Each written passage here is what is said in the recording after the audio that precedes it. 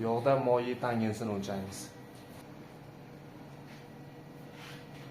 Tangens kerak nasıl desem, Vektor 2 aparatı mana elektroddan yacheyka kuchlanish beriladi. 2,5 kV, 5 kVgacha beriladi. Mana later.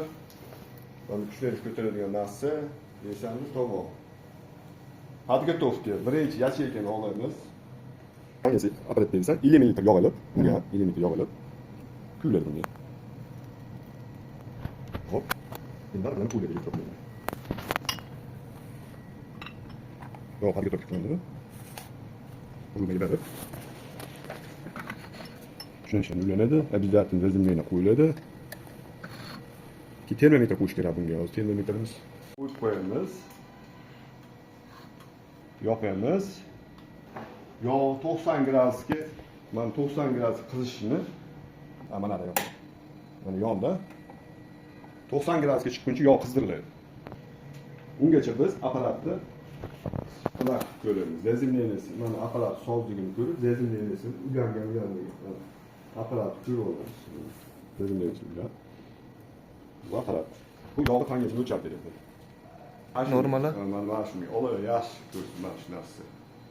Qattiq ushlanish borligi uchun yordamchi ostida elektrik gilamchi, обязательно elektrik pichoq kerak bo'ladi. Hop, yog'imiz qizildi desanda, uzangan. Endi bunga ushlanish beramiz apparatni. Bunda. Hop, endi ushlanish beramiz. Hop, kuskatni ushlanish beradi. Keyin o'rnada 2,5 kV kuchlanish beriladi. 1 kV aytishqiladi desanda, bu 2,5 kV kuchlanish berdi. Endi apparatni yoqamiz. Hop, hozir ko'rsatadi. Izmereniya qilyapti. Tangens. Mana shu tangens chiqadi promo.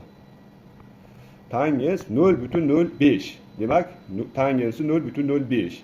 Normada 2% bo'lish kerak. Tangens 0,05. 2%gacha.